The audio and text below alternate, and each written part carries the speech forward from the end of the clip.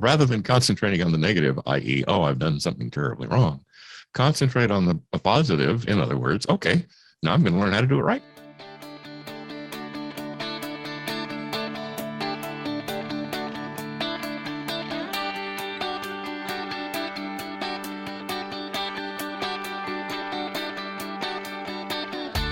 Originating from deep inside the Rocky Mountains, transported through the power of the internet, and arriving inside your tiny earbuds. It's the Appraiser Coach Podcast, helping appraisers increase their efficiency, quality, and make more money.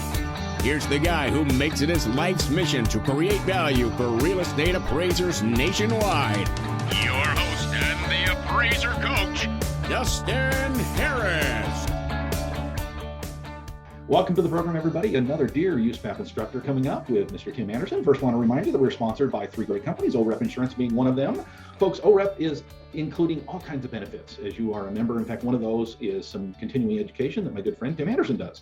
Check them out. Go to orep.org. That's OREP.org. DataMaster saving appraisers time on every single report that you do, folks. You can save, 30 to 40 to 50 to 60 minutes on every report. And if you think that's a cost, folks, that's an investment in you and your quality of work. Check them out. Go to DataMasterUSA.com, DataMasterUSA.com. And finally, we're sponsored by Alamode Insurance. Alamode, of course, is the software that I've been using for over 2 decades. They've been in business for at least 10 years longer than that, serving appraisers' needs and giving them the tools that they need to be effective. Check them out. Go to alamode.com or 800 Alamode. Folks, I want to apologize up front. The sound quality today is going to be a little bit less, having some problems with my microphone, but hopefully everything's going to come through okay. But I want to welcome back to the program Mr. Tim Anderson, good friend of mine out of Florida, MAI, and a USPAP instructor extraordinaire. Welcome back, Tim. Dustin, thank you. I appreciate it. I'm glad to be here, and I appreciate the invitation. It's always a pleasure having you on, my friend. And just to set this up, if you're new to the program, on occasion, about once a month or so, Tim and I get together to talk about questions that have come from you. These questions come in a variety of different ways. You can email them to either myself or Tim. My email address is thecoach@theappraisercoach.com, or you can email them to Tim, which is tim@theappraisersadvocate, that's with an S, appraisersadvocate.com. You can reach us on Facebook. There's a number of different ways to reach out to us, but these are listener questions that have come up. And Tim, I want to do something a little bit different today. Rather than just read a question from a particular individual, there's some things that have transpired on social media, and maybe that might be a question here, a question there, maybe an email to you or me, and together they kind of constitute a bigger question, if you will, a bigger issue. So rather than say, hey, Mary wrote in this, what's the answer? What we've done is kind of put together a variety of different questions that have come from appraisers across the nation into a general question, and we'll see how many we can get through today. Sound okay, Tim? Sounds great, Dustin. Thank you. Awesome. Okay, well, let's dive in. One of the questions that comes up on a pretty regular basis circles around effective age. And one of the questions that came up recently is, I think the term that was used was a guess. That effective age is kind of a guess. Let's talk about effective age for just a little bit, because I know I've been knocked up alongside the head on occasion with regard to effective age and the understanding of where that actually comes from. Tim, what do you say? Dustin, effective age is already built into the sales comparison approach, because the property sold at its age with whatever functional and or external obsolescence factors there were in the market. Therefore, the appraiser must extract the effective age of a single property from the market itself. Now, we look at the word age and we tend to refer it to ourselves. And that's not what it means. What effective age means in an appraisal context is how old does the market perceive the property to be? For example, if you're in an extremely hot market, people will be quite willing to purchase properties for outrageously high prices that in a much more stable, much quieter market, they wouldn't touch without significant discounts. So the market contains a property's effective age. Therefore, the appraiser has to extract the property's effective age from the market and then look at the effective ages of the comps to see if the subject has an effective age above what is typical in any given market or below what is typical of any given market. Now, effective age has a mathematical derivation. If you go to page 571 of the 15th edition of the Appraisal of Real Estate, there is a mathematical formula, and it says effective age divided by total economic life equals percent depreciation. Therefore, percent depreciation times total economic life equals the effective age. So as a result, because it's a mathematical formula, if you have two of the variables, you can calculate the third. If you have only one of the variables, you can go through an iterative process to determine if the response you get by filling in one of those variables is reasonable. Let's face it, if you have a house in a well-established, well-maintained neighborhood, and the mathematics indicates that it's only 5 years old effectively, you'd have to look very close to see if that was true. In the same vein, if you were in a subdivision, the same subdivision, and you had an effective age of 75 years, you'd have to look very close because that just doesn't make sense. But the point is, don't guess. Yeah. Now, of course, the Fannie Mae form is designed improperly. It was obviously designed at about 3 o'clock on a Sunday morning after a night of enjoying adult beverages. And whoever designed that form ought to be taken out and disciplined severely. Let's just put it that way. Because it asks us to put the effective age in on the front page when technically we don't know that yet. So every appraiser goes, oh, I got to put the effective age. I'll put in 15, I'll put in 25, well, whatever it is. Well, okay. But the thing is, the computer sucks that into the cost approach automatically. Right, yeah. And therefore the appraiser gets back to the mathematics. Then the appraiser puts some numbers in there and says, oh, look, it calculated the depreciation for me. Thank you. Now I don't have to worry about it. And the appraiser moves on, if the appraiser even does the cost approach. That's very nice of the program, but it doesn't help the appraiser to analyze the market. And then, Dustin, face it, standard rule 2-3, the certification standard says, I certify that to the best of my knowledge and belief, every statement of fact in this appraisal report is true and correct. Well, when you say the depreciation is $48,275, that's not an opinion. That's a statement of fact because you can extract it from the market. Therefore, it must be both true and correct. And if it's a guess, you might guess right, quite frankly. And a lot of appraisers do. They develop a feeling for it over the years. But you can't certify that it's true and correct because you just flat don't know. You think it is, you hope it is, but you just flat don't know. So an appraiser, I'm just going to throw myself under the bus, that was raised on and trained on this idea of feels like. And what I mean by that is, I was taught to, look at the actual age. Let's say the actual age is 23 years old, but when you're on site, it feels like it's only 15 years old because of the updates that have been made. That's the wrong way to learn it, right? Dustin, as the old saying goes, 4 out of 3 appraisers don't understand mathematics. So, as y'all can't see, Dustin's chuckling as I say that. The point is, Dustin, yeah, you get a feel for it.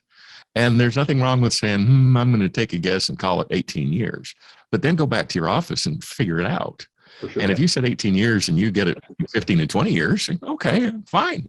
That's probably between 15 and 20 years, therefore 18.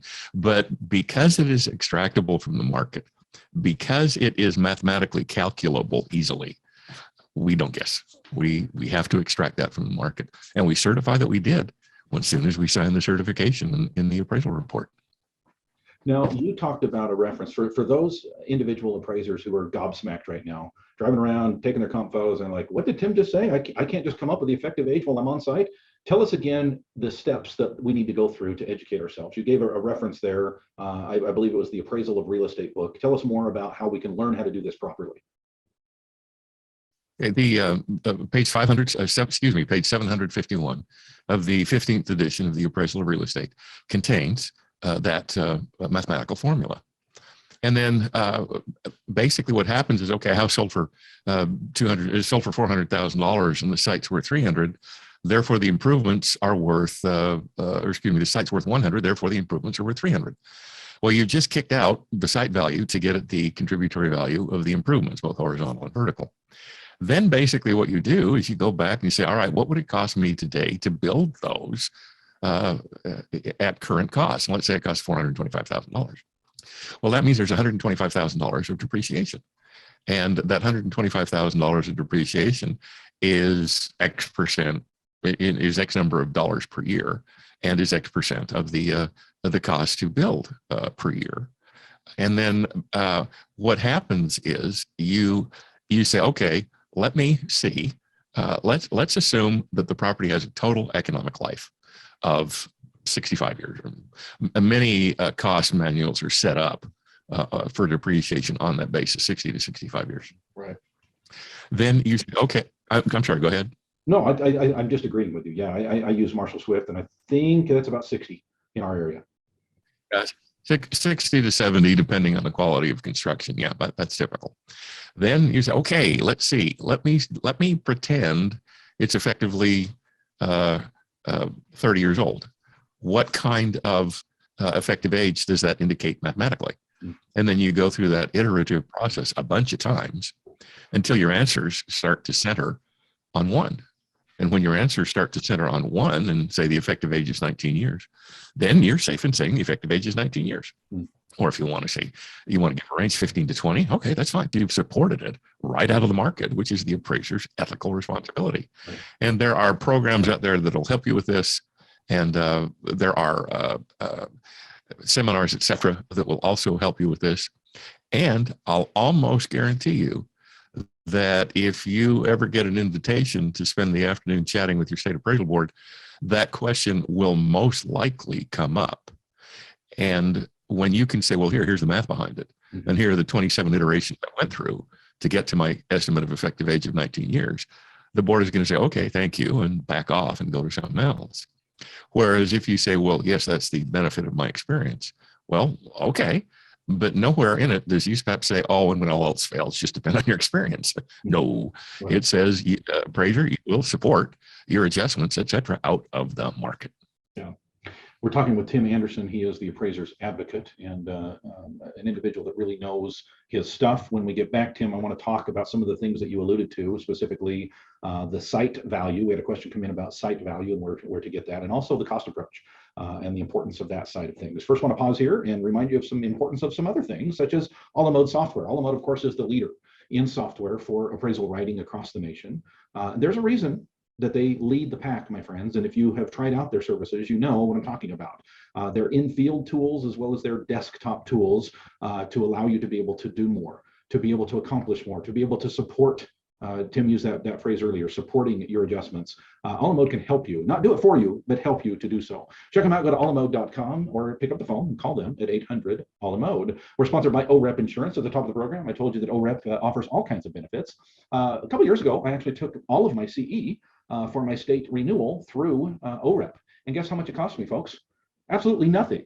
That's right. It was free continuing education, and I got to hear the soothing voice of Mr. Tim Anderson on one of those workshops that I took from OREP, and you can as well if you are a member. Check them out. Go to orep.org. That's OREP.org. Finally, we're sponsored by DataMaster. DataMaster out of Utah, folks. DataMaster is a company that allows for smart tools to help you with your data entry, right? That's why they call themselves DataMaster. Now, folks, you can choose to sit at the computer and type all this information in yourself. You can hire somebody else to do it, or you can take the quick and easy and accurate way, and that's through DataMaster. Folks, what am I talking about? We're talking about the data from your state taxes, your assessor's office. We're talking about owners' names and parcel numbers and legal descriptions, and after you've chosen your comps, being able to import those directly into your report. Your MC sheet, being able to import that and fill out the numbers directly in your report, depending on what software you use. And they support a great number of them, the major ones out there. Folks, if you've not checked out DataMaster recently, and I know some of you are saying, well, I checked it out a couple years ago and they weren't in my area. They are in a lot of areas now that they weren't in before. Check it out. Go to datamasterusa.com. Again, it's Datamaster. Make sure you add the USA.com.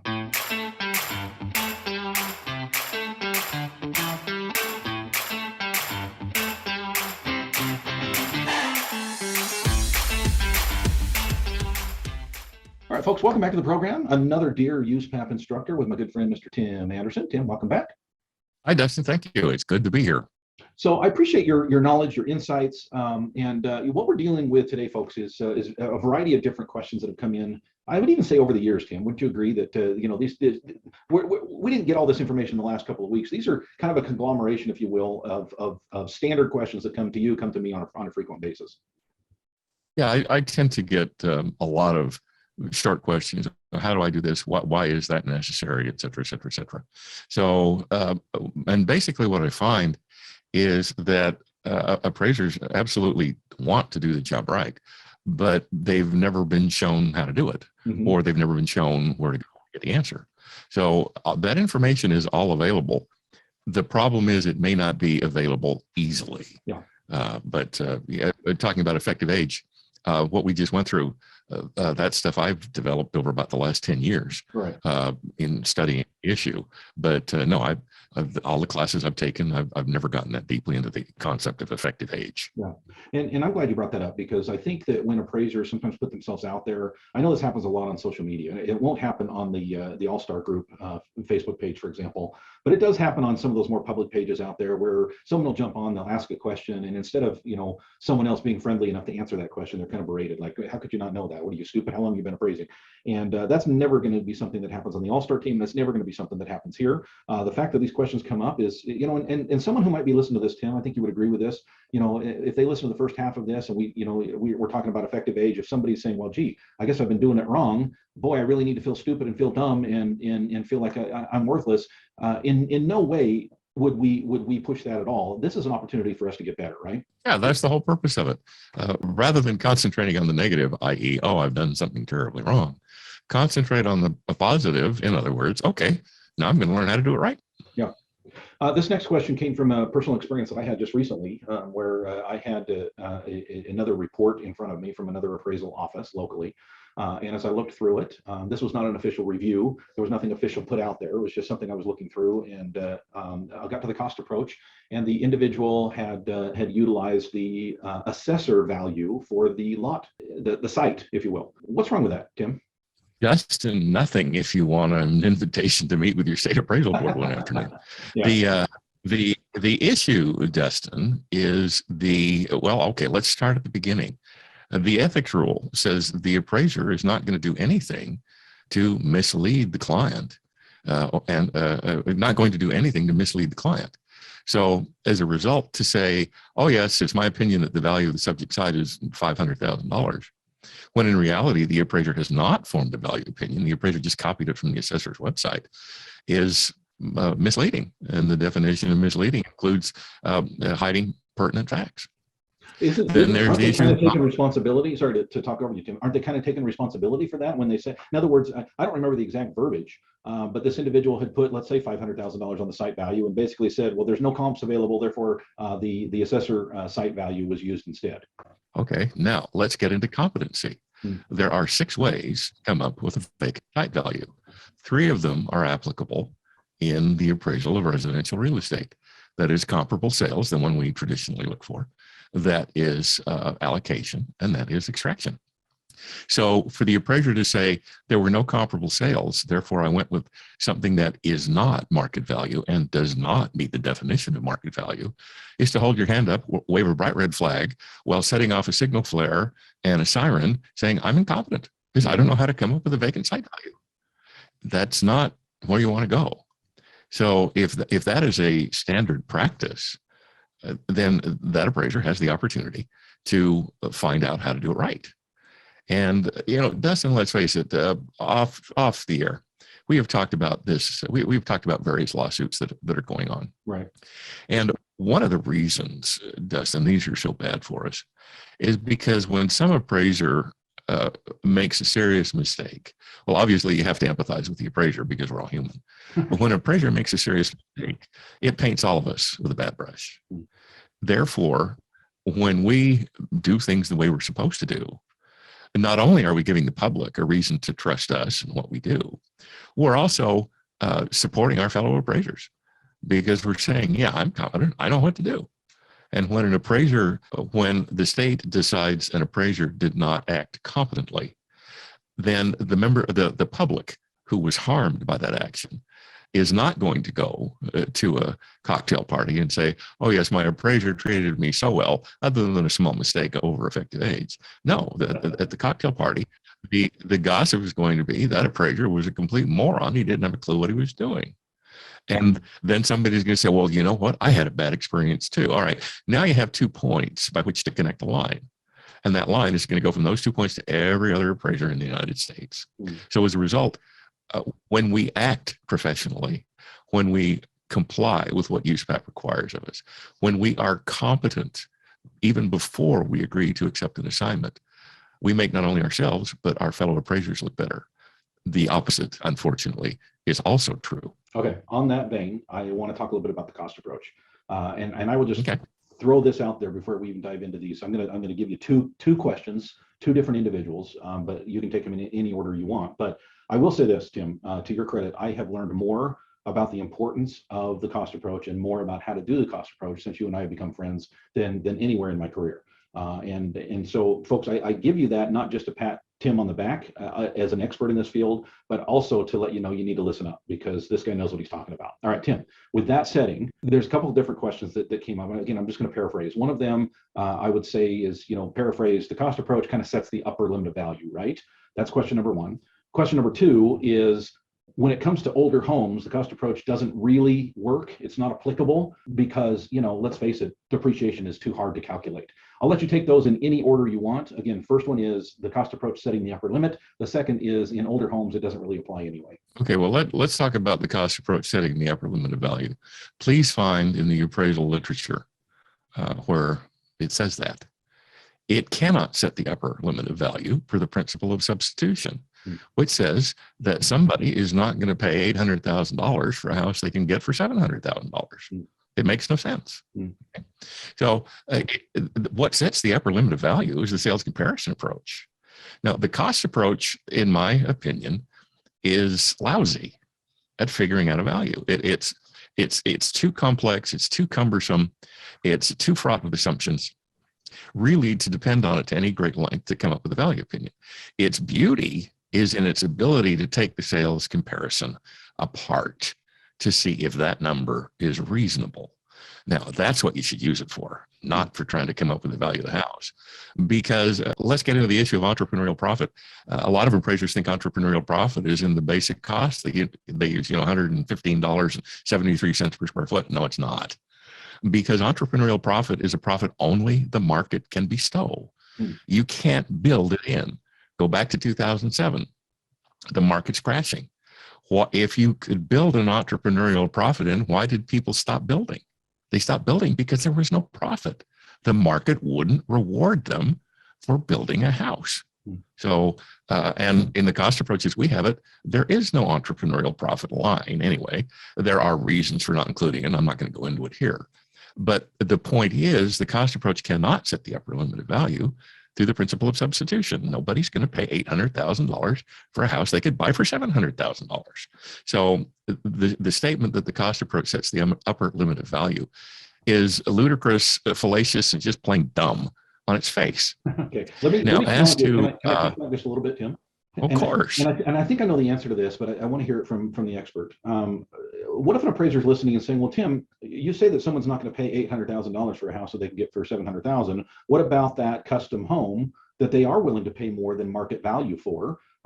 Because it's got the rock from the church that they were married in, and it's got, you name it, a number of different custom things that really don't do well in the market, but it means something to the buyer. So therefore, they would be willing to pay more to build a house than market would bear.